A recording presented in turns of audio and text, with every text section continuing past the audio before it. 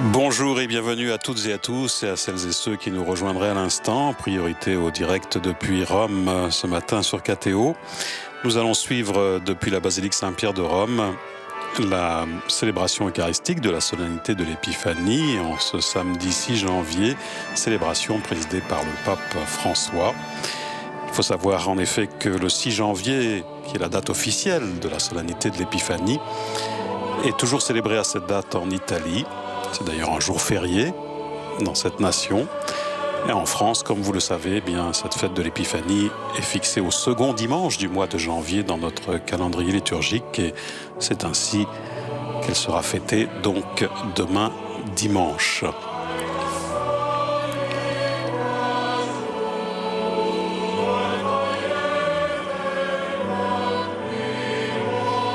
C'est avec le chant « Noël, Noël, le roi d'Israël est né » que s'avance la procession d'entrée dans cette célébration de la solennité de l'Épiphanie.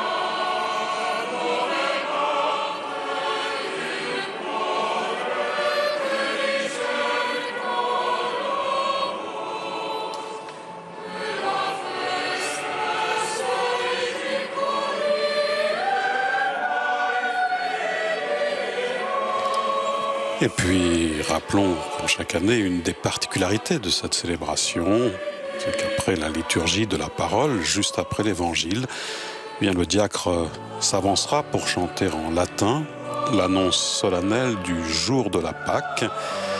Vous le savez, la Pâque est une fête mobile, et la tradition veut qu'en cette messe de l'Épiphanie soit donc faite l'annonce solennelle du jour de Pâques, ainsi que des autres fêtes mobiles qui dépendent de la Pâque. Le diacre chantera donc ces dates. D'abord la date du mercredi des Cendres, l'entrée en carême le 14 février prochain.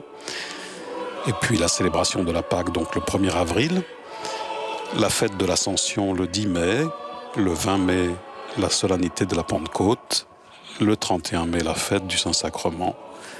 Et enfin, le 2 décembre, le premier dimanche de l'Avent.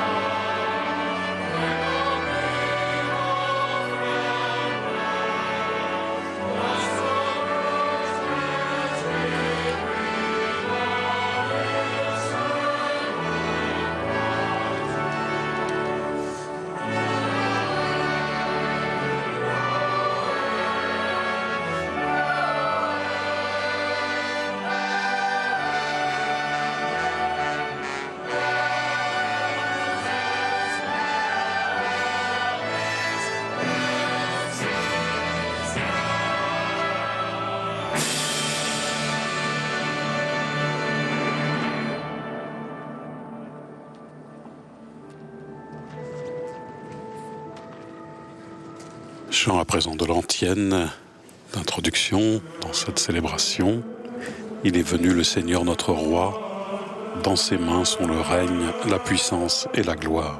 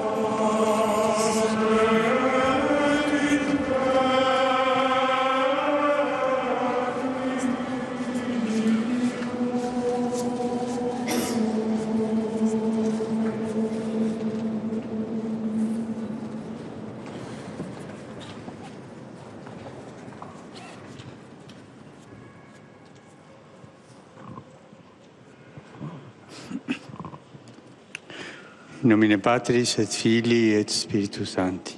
Amen. Pax vobis. Et cum spiritu tuo. Fratres, agnoscamus peccata nostra, ut aptissimus ad sacra mysteria celebrant.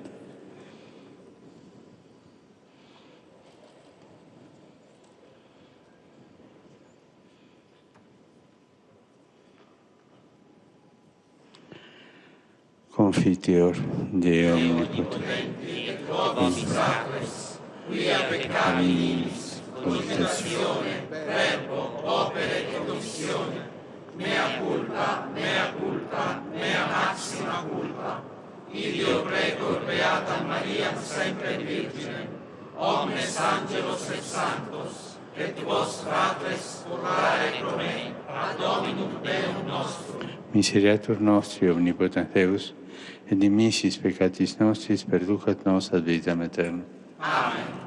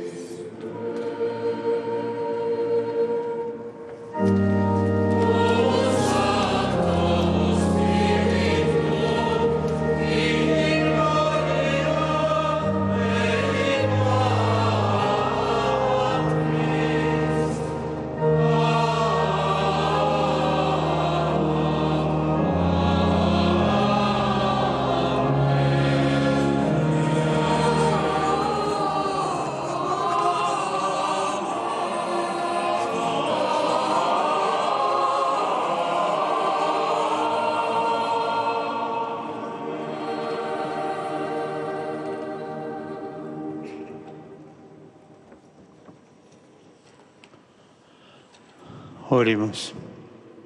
Prions.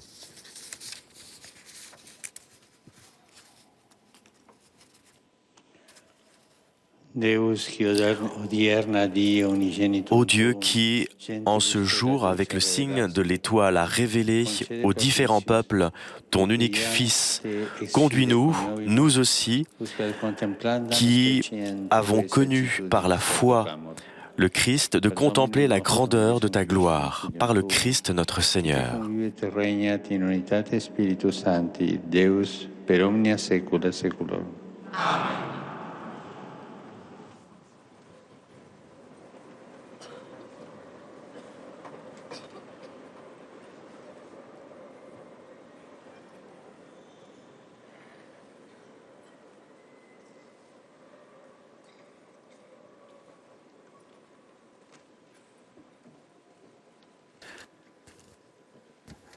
Nous entrons dans la liturgie de la parole avec la première lecture tirée du livre du prophète Isaïe, proclamé en anglais. From the prophet Isaiah. Arise, shine out Jerusalem. Debout, Jérusalem, for your resplendis. light has come. Elle est venue, ta The lumière, glory of the Lord et la gloire du is Seigneur rising on you. s'est levée sur toi. Though night still covers the Regarde, earth, l'obscurité and darkness recouvre la the terre, peoples. les ténèbres couvrent les peuples. Above you, the Lord Mais sur now toi rises, se lève le Seigneur, and above you his glory et sa gloire appears. brille sur toi. The nations come to your light, Les nations and marcheront kings vers ta to your lumière, dawning et les brightness. rois vers la clarté de ton aurore. Lift up your eyes and look around. Lève les yeux, All regarde are autour de assembling toi. and coming towards Tous, you. ils se Your rassemblent, ils sons arrivent. from far away. Tes fils reviennent de And loin, daughters being tenderly et tes filles carried. sont portées sur les bras. At this sight, you will Alors grow tu verras, radiant, tu seras your heart radieuse, throbbing and ton full, cœur frémira, since the riches se of the dilatera. sea will flow to you. les The trésors wealth of the nations d'au-delà des mers afflueront come to vers you. toi, avec les richesses des Camels nations. in throngs will cover you, Des foules de and chameaux dromedaries of t'envahiront, Midian and Ephah. des dromadaires de Everyone Madian in et Sheba d'Epha. will come, Tous les gens bringing de gold Saba and viendront, incense, apportant and l'or singing the et l'encens praise of the Lord. et proclamant les louanges du Seigneur.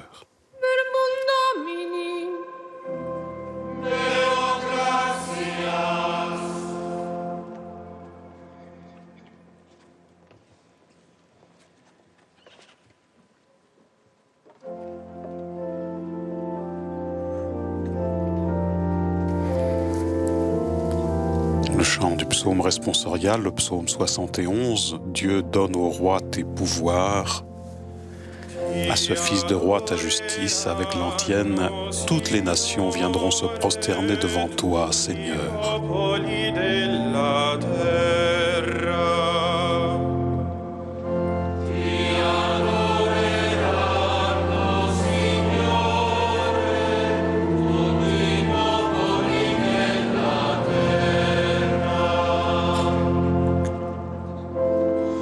O Dio, affida al Re il tuo diritto, al figlio del Re la tua giustizia.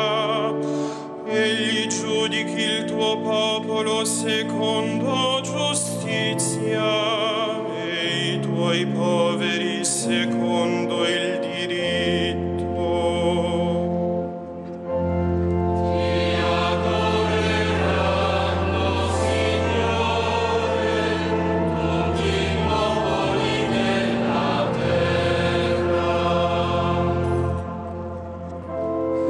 I suoi giorni fiorisca il giusto e abbondi la pace, finché non si spenga la luna e domini da mare a mare, dal fiume sino ai confini della terra.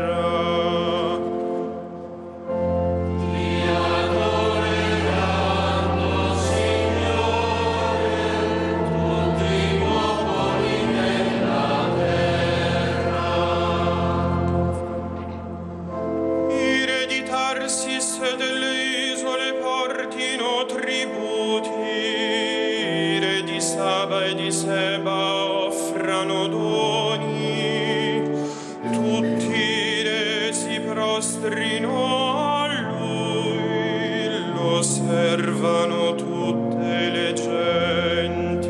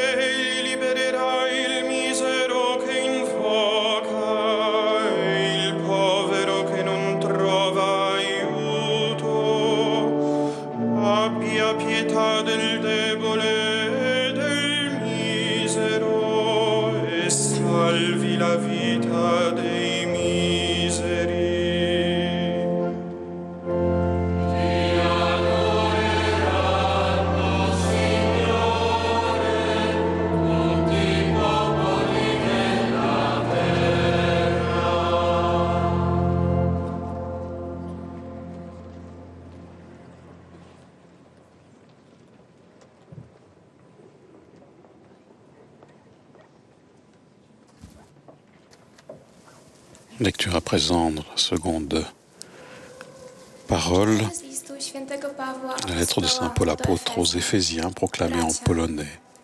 Przecież słyszeliście Frères, o udzieleniu przez Boga łaski vous avez appris en quoi consiste la grâce que Dieu m'a donnée pour vous. przez objawienie oznajmiona Par mi została révélation, il m'a ta fait tajemnica. connaître le mystère du Christ. Nie była ona oznajmiona synom ludzkim Ce w mystère, poprzednich il ne l'avait pas pokoleniach. fait connaître aux hommes des Tak jak générations teraz passées, została objawiona przez Ducha, comme il l'a révélé maintenant par l'Esprit à ses saints to znaczy, apôtres że poganie et już à są ses prophètes. współdziedzicami i współczłonkami ciała i współuczestnikami obietnicy Ce w mystère, Chrystusie Jezusie c'est que les przez païens Ewangelię. sont associés au même héritage, au même corps, au partage de la même promesse dans le Christ Jésus par l'annonce de l'Évangile.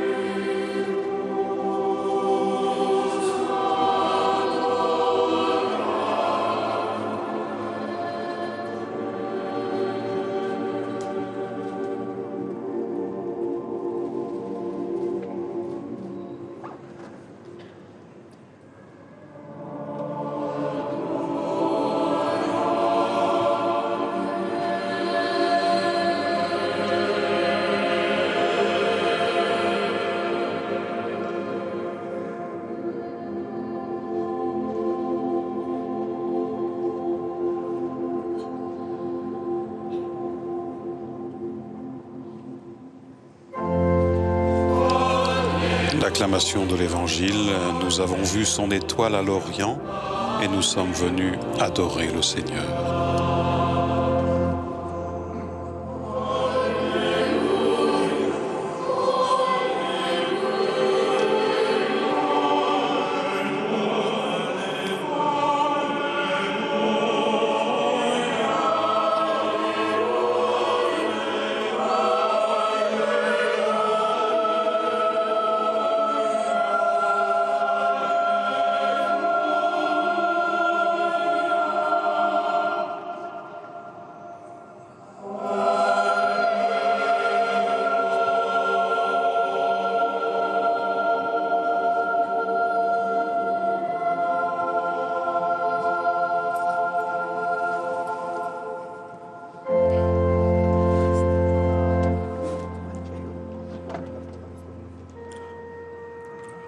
Dominus vobiscum.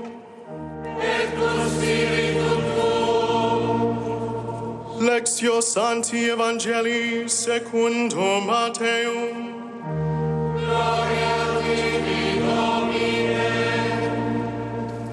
De l'Évangile de Jésus-Christ selon saint Matthieu.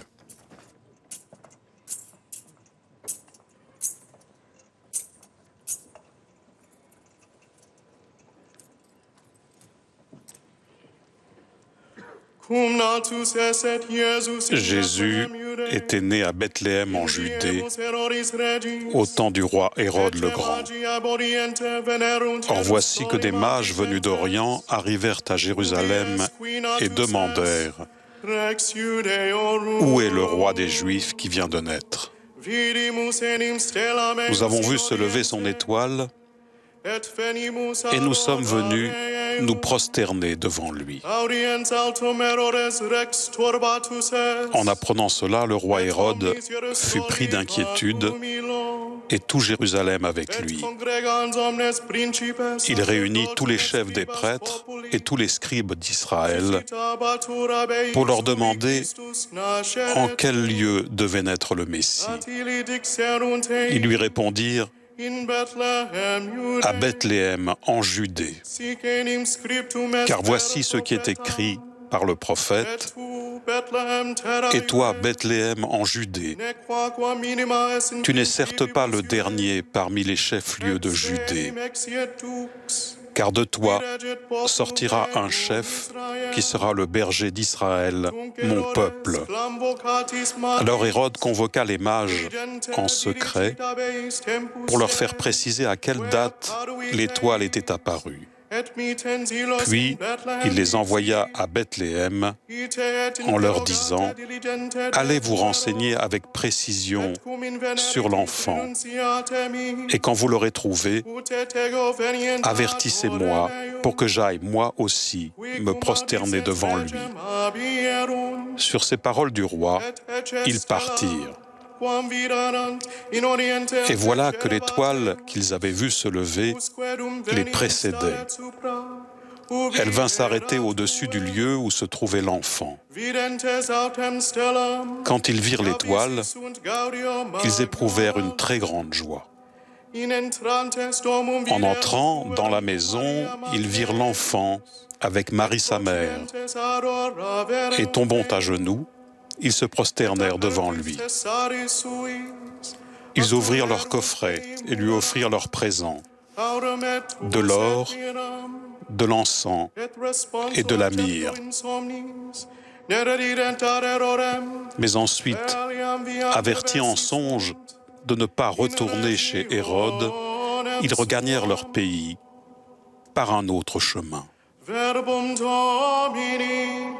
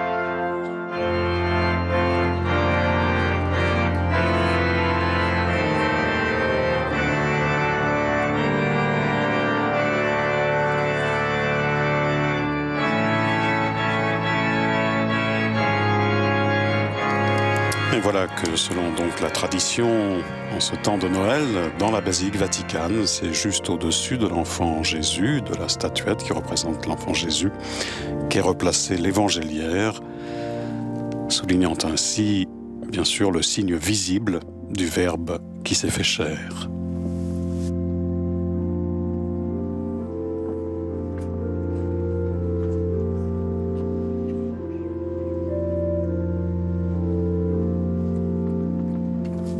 Et comme je vous le disais au début de cette célébration, particularité donc dans la liturgie de cette messe de l'Épiphanie, c'est maintenant le moment du chant, donc en latin, de l'annonce du jour de la Pâque par le diacre et des autres fêtes mobiles liées à la Pâque.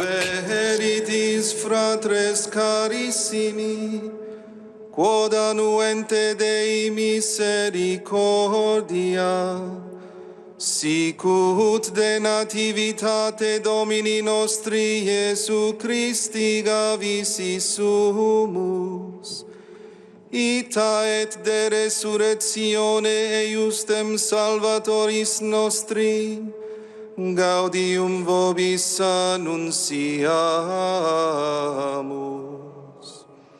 Die quarta decima februari erit dies cinerum, et initium iuni sacratissime quadragesime.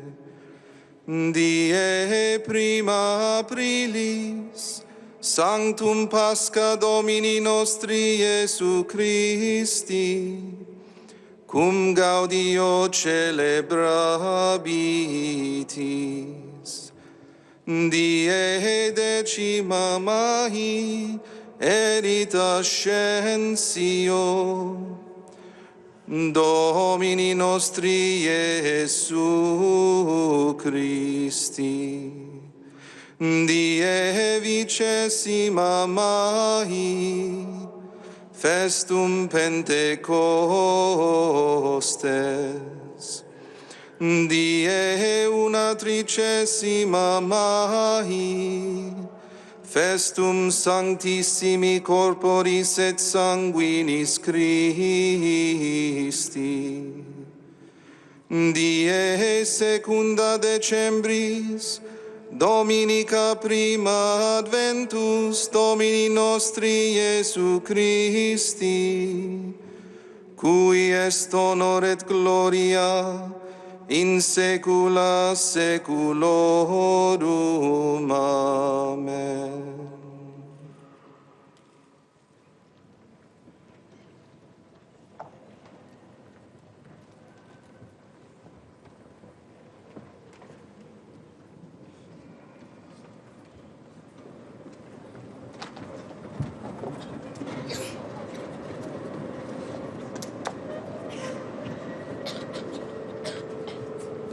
Nous écoutons l'homélie du Saint-Père en cette solennité de l'Épiphanie.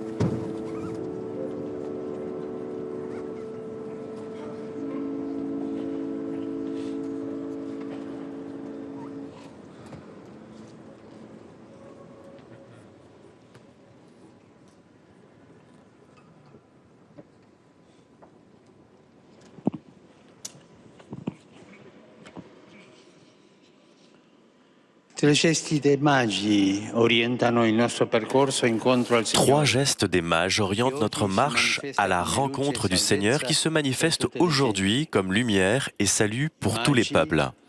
Les mages voient l'étoile, ils marchent et ils offrent des présents. Voir l'étoile, c'est le point de départ.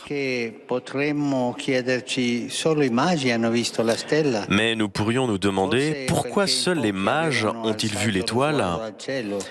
Peut-être parce que peu nombreux sont ceux qui avaient levé le regard vers le ciel.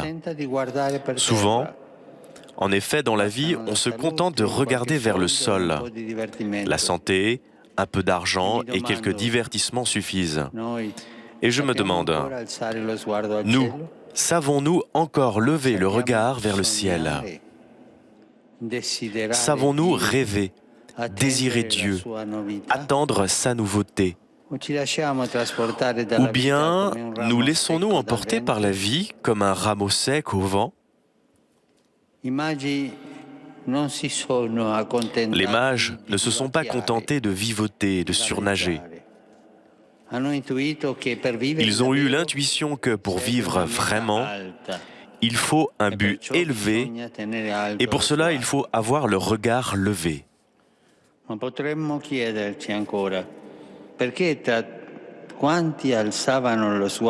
Mais nous pourrions nous demander encore pourquoi parmi ceux qui levaient le regard vers le ciel, beaucoup d'autres n'ont pas suivi cette étoile, son étoile. Peut-être parce que ce n'était pas une étoile voyante, visible, qui brillait plus que les autres. C'était une étoile, dit l'Évangile, que les mages avaient vue se lever. L'étoile de Jésus n'aveugle pas, elle n'étourdit pas, mais elle invite doucement. Nous pouvons nous demander, quelle étoile choisissons-nous dans la vie? Il y a des étoiles éblouissantes qui créent des émotions fortes, mais qui n'orientent pas la marche. Il en est ainsi du succès, de l'argent, de la carrière, des honneurs, des plaisirs recherchés comme but de l'existence. Ce sont des météores. Ils brillent un peu, mais ils tombent vite et leur lueur disparaît.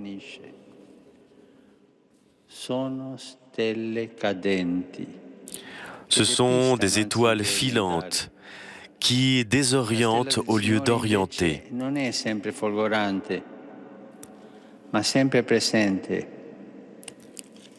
Ce sont des étoiles qui tombent. Par contre, l'étoile du Seigneur n'est pas toujours fulgurante, mais toujours présente. Elle te prend par la main dans la vie, elle t'accompagne. Elle ne promet pas de récompense matérielle, mais elle assure la paix et donne comme hommage une très grande joie. Mais elle demande de marcher. Marcher est la deuxième action des mages. Elle est essentielle pour trouver Jésus. Son étoile, en effet, demande la décision de se mettre en route avec la fatigue quotidienne de la marche. Elle demande de se libérer des poids inutiles et des fastes encombrants qui entravent la marche. Il faut alors accepter les imprévus qui apparaissent sur la carte d'une vie tranquille.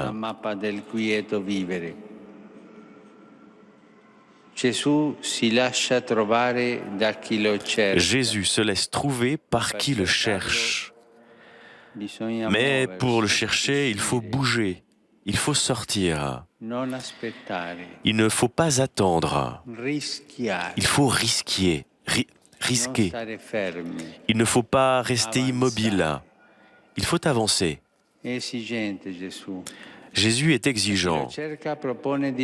Il propose à celui qui le cherche de quitter le fauteuil du confort mondain et les tiédeurs rassurantes de nos cheminées. Suivre Jésus n'est pas un protocole poli à respecter, mais un exode à vivre. Dieu qui a libéré son peuple à travers la route de l'Exode et qui a appelé de nouveaux peuples à suivre son étoile, donne la liberté et distribue la joie toujours et seulement en chemin.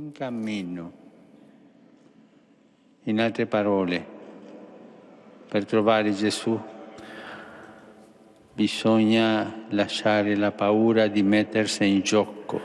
En d'autres termes, pour trouver Jésus, il faut abandonner la peur de se mettre en jeu, la satisfaction de se sentir arrivé, la paresse de ne plus rien demander à la vie. Il faut risquer, simplement pour rencontrer un enfant. Et cela en vaut immensément la peine, car en trouvant cet enfant, en découvrant sa tendresse et son amour, nous nous retrouvons nous-mêmes. Se mettre en chemin n'est pas facile. L'Évangile nous le montre à travers différents personnages. Il y a Hérode, troublé par la peur que la naissance d'un roi menace son pouvoir. Par conséquent, il organise des rencontres et envoie les autres recueillir des informations. Mais lui ne bouge pas. Il reste enfermé dans son palais. Tout Jérusalem aussi a peur. Peur de la nouveauté de Dieu.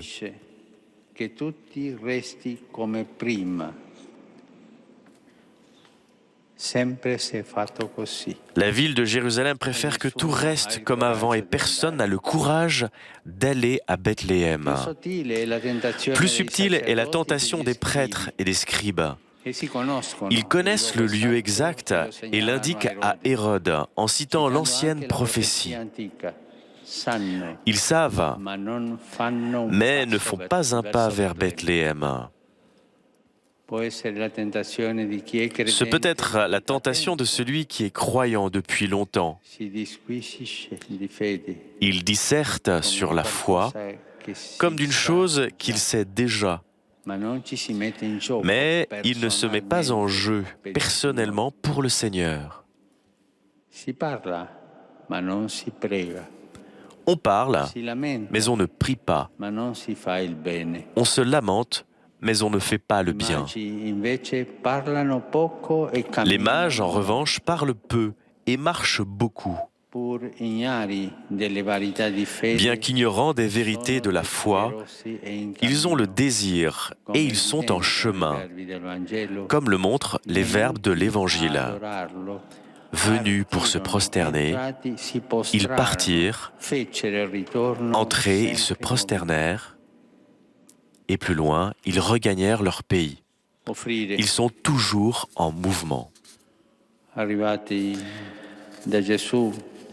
Offrir. Arrivé à Jésus après un long voyage, les mages font comme lui. Ils donnent. Jésus est là pour offrir sa vie. Eux offrent leurs biens précieux, or, encens et myrrhe. L'Évangile se réalise quand le chemin de la vie parvient au don. Donner gratuitement pour le Seigneur sans s'attendre à quelque chose en retour. Voilà le signe certain d'avoir trouvé Jésus qui dit « Vous avez reçu gratuitement, donnez gratuitement. »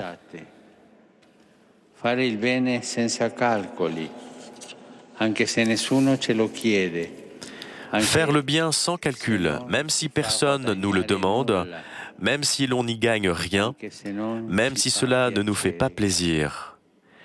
Eh bien, Dieu désire cela. Lui, se faisant petit pour nous, nous demande d'offrir quelque chose pour ses frères les plus petits. Qui sont-ils? Ils sont justement ceux qui n'ont rien à rendre, comme celui qui se trouve dans le besoin, l'affamé, l'étranger, le prisonnier, le pauvre. Offrir un don gratuit à Jésus, c'est soigner un malade, donner du temps à une personne difficile, ayant aidé quelqu'un qui ne présente pas d'intérêt, offrir le pardon à qui nous a offensés. Ce sont des dons gratuits. Ils ne peuvent pas manquer dans la vie chrétienne. Autrement, nous rappelle Jésus, si nous aimons ceux qui nous aiment, nous faisons comme les païens. Regardons nos mains, souvent vides d'amour, et essayons aujourd'hui de penser à un don gratuit, sans contrepartie, que nous pouvons offrir. Il sera apprécié du Seigneur. Et demandons-lui, Seigneur, Fais-moi redécouvrir la joie de donner. Cari fratelli e sorelle, Chers frères et sœurs, facciamo come i magi, faisons comme les mages. guardare in alto, Regardons en haut, camminare marchons e offrire i doni gratuiti. et offrons des présents gratuitement.